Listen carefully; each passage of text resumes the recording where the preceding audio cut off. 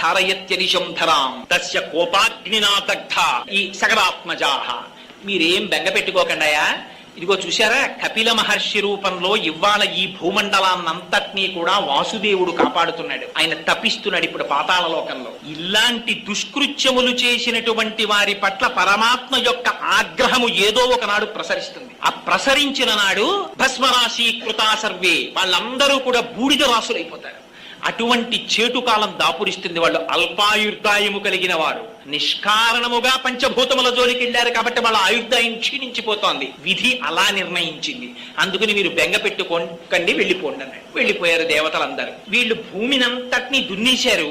తండ్రి గారి దగ్గరికి పరిగెత్తారు. నాన్నగారు 60,000 యోజనముల భూమండలాన్నంతటినీ కూడా వజ్రస్పర్శ సమయమఖై గోళ్లతో చీల్చేశాం, ఎక్కడా గుర్రం కనపడలేదన్నారు. ఆయన అన్నాడు, ఒరే నేను దీక్షితుడై ఉన్నాను, నేను లేచి రాకూడదు, మీరు అలా ఊరుకోకండి, ఈ భూమినంతటినీ చీల్చేయండి, తవ్వేసేయండి, గోతులు పెట్టేసేయండి, పాతాళ లోకానికి వెళ్ళిపోండి.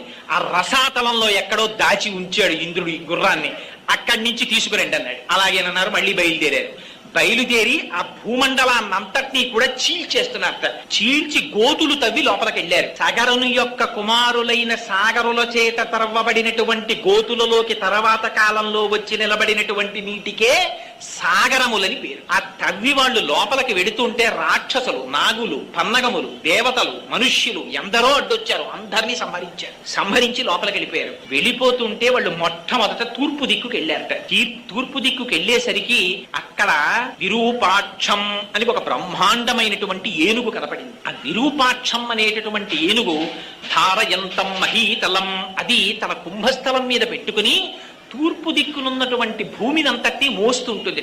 దానికి ఒక్కొక్కసారి ఆ పైన కుంభస్థలం నెప్పిడితే దాన్ని కదుపుతుంది. ఇలాగా ఆ కదిపినప్పుడు అటువైపుకి భూకంపాలు వస్తాయని రాశారు రామాయణంలో. ఆ దిశ అక్కడ చూశారు దాన్ని విరూపాక్షం. ఆ ఏనుగుని చూశారు, దానికి ప్రదక్షిణం చేశారు, అటువైపు నుంచి తిరిగారు, తిరిగి దక్షిణ దిక్కుకు వచ్చారు. ఆ దక్షిణ దిక్కుకు వచ్చేటప్పటికీ అక్కడ సుమహత్ పర్వతోపమ, అక్కడ ఇంకొక ఏనుగు కనపడింది. దాని పేరు ఆ మహాపద్మం, దాని పేరు మహాపద్మము అన్నారు. మహాపద్మం మహాత్మానం సుమహత్ పర్వతోపమ.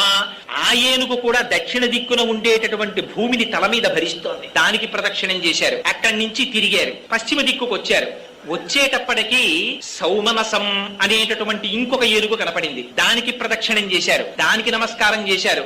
అది కూడా ధారయంతం మహీమిమాం, భూమండలాన్నంతటినీ మోస్తోంది. అక్కడి నుంచి ఉత్తర దిక్కుకు వచ్చారు. భద్రం అని ఇంకొక ఏనుగు కనపడింది. భద్రం భద్రేన వపుషో ధారయంతం మహీమిమాం, అది కూడా భూమిని మోస్తోంది నాలుగు దిక్కుల. ఉత్తర దిక్కునున్నటువంటి ఏనుగు దగ్గరికి వచ్చారు. అక్కడా కనపడలేదు గుర్రం. పాతాళ లోకానికి చుట్టూ చూసేశారు. ఈశాన్య దిక్కుకు వెళ్ళారు. ఈశాన్య దిక్కున తపోవనంలో కపిల మహర్షి కూర్చుని తపస్సు చేసుకుంటున్నారు. అక్కడ చూశారు. అక్కడ వీళ్ళకి వాళ్ళ యాగాశ్వం కనపడింది గడ్డి మేస్తూ. ఆయన అంతర్ముఖుడై తపస్సు చేసుకుంటున్నాడు. ఈశాన సర్వ విద్యానాం ఈశ్వర సర్వభూతానాం బ్రహ్మాధిపతిర్బ్రహ్మాస్తివో మే అస్తు సదాశివోం.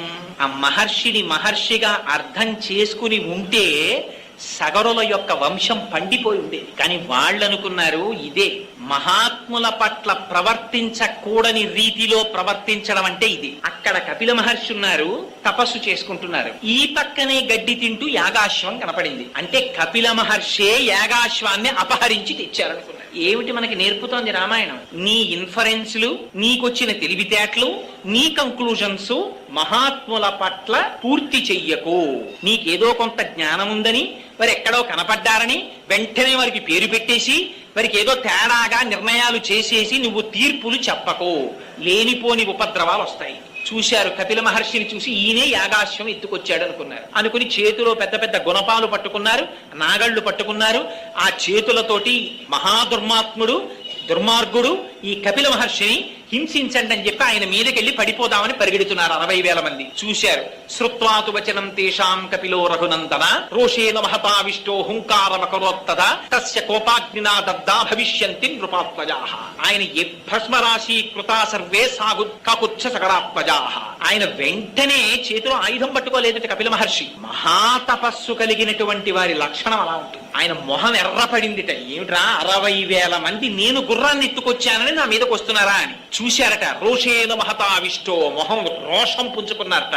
హుంకారమకరోత్తదా, హాయ్ అని అని పెద్ద హుంకారం చేశారట. సుందరకాండలో చెప్తారు, ప్రమమాధోరసాకాంక్షి కీచిత్తస్య నినాదేన తత్రైవ పతితా భువి. హనుమ ఒక్క పెద్ద నాదం చేశారంటే 10,000 మంది రాక్షసులు చచ్చిపోయారు. అలా ఒక్కసారి హుంకారం చేశారు కపిల మహర్షి. చేసేసరికి ఈ 60,000 మంది సగరులు కూడా బూడిద రాశులై పడిపోయారు. పడిపోయేటప్పటికీ ఆశ్చర్యపోయారు అందరూ. కపిల మహర్షి యొక్క తేజస్సు నుంచి ఉద్భవించినటువంటి కోపాగ్ని చేత కాలి బూడిదైపోయారు. ఈ వార్త ఎంతో కాలం నుంచి ఎదురు చూస్తున్నారు. ఈ సగరులు తిరిగి వస్తారు, గుర్రాన్ని పట్టుకొస్తారని. వీళ్ళు రారు, అక్కడ యజ్ఞం పూర్తవదు. చూశాడు సగరుడు, మళ్ళీ పిలిచాడు అంశుమంతుణ్ణి. ఈ మాట నువ్వెళ్ళు పాతాళానికి, కానీ ఒకటి జాగ్రత్త, వెళ్ళేటప్పుడు నీకు విరోధులైన వారు ఉంటారు కాబట్టి ఖడ్గాన్ని, బాణాల్ని, ధనస్సుని పట్టుకుని బయలుదేరు. పూజనీయులైనటువంటి వ్యక్తులు కనపడినప్పుడు మాత్రం వారిని పూజించి నమస్కరించి మాత్రమే వెళ్ళు. ఎవరిని పడితే వారిని వేధించి మాత్రం ప్రయాణించకని చెప్పాడు.